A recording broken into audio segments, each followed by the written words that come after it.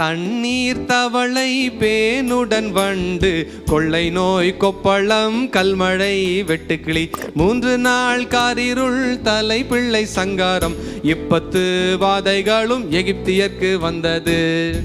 Okay, ஞாபகம் வச்சுக்கணும். இந்த 10 வாதைகளை ஆண்டவர் என்ன பண்ணாரு? எகிப்து தேசத்துல பண்ணாரு. அதுக்கப்புறமா ஃபாரோ என்ன பண்ணிட்டான்? ஓகே, டாடா பாய், நீங்க போயிடுங்க அப்படின்னு சொன்னோன்னே இவங்க எல்லாம் வெளியே விடுதலை அப்படின்னு சொல்லி வெளியே வந்துட்டாங்க. ஓகே, இப்போ தங்கச்சி நீங்கள் சொல்லுங்கள். வெளியே வந்த உடனே இமிக்ரேஷனில் விசா ஸ்டாம்பிங்லாம் ஆயிடுச்சு. ஓகே, போயிட்டு வாங்கன்னு சொல்லிட்டாங்க. ஈஜிப்ட்லேருந்து அப்படி வெளியே வர்றாங்க. ஓகே, அதோட முடிஞ்சு போச்சா சோதனைலாம்? சந்தோஷமாக போயிட்டாங்களா? அவள் தான் அப்படியே ஈஸியாக போயிட்டாங்களா? இல்லை இப்போ ஏதாவது பிரச்சனை இருக்கா சொல்லுங்க, பிரச்சனை இருக்கா? நான் சர்ச்சுக்கு வந்தேன், இன்னைக்கு பெரிய பிரச்சனை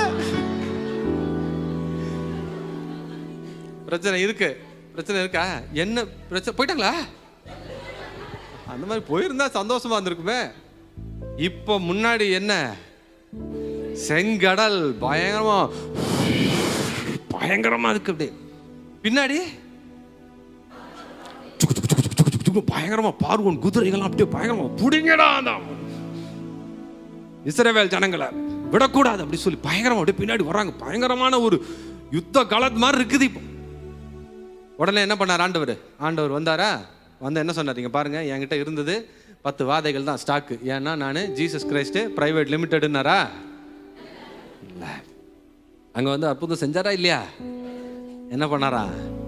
செங்கடலை 2ஆக பிளந்த தேவன். அதே தேவனை தான் நம்ம இன்னைக்கு வணங்குறோம். அதே தேவன், எந்த வகையிலும் வல்லமை குறையாத அதே தேவன். ஓகே, அங்கே வந்து செங்கடலை அப்படியே பொழந்தாரா. அதுவும் எப்படி கஷ்டப்பட்டு பொழந்தாரா? வசனம் என்ன சொல்லுது? நாசியின் சுவாச காற்றினால அப்படி பொழந்தாரா. அதான் அவருடைய வல்லமை. அந்த தேவன் தான் உங்களுக்குள்ள இருக்கிறாரு. அந்த தேவன் தான் உங்களுக்குள்ள ஆவியானவராக இருக்கிறார். பண்ணலாமா? எல்லாருக்கும் தெரிஞ்ச பாடல், ரொம்ப ஈஸி.